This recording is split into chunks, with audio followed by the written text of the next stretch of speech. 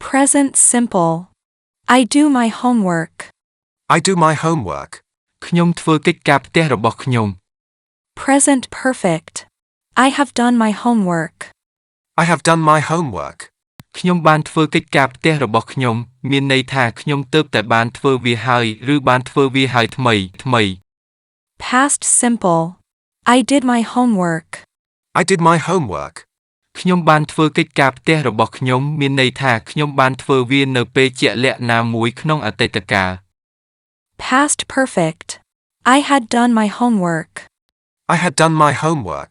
ខ្ញុំបានធ្វើកិច្ចការផ្ទះរបស់ខ្ញុំមានន័យថាខ្ញុំបានធ្វើវាហើយមុនពេលខ្ញុំបានធ្វើសកម្មភាពមួយផ្សេងទៀតនៅក្នុងអតីតកាល Future simple. I will do my homework. I will do my homework.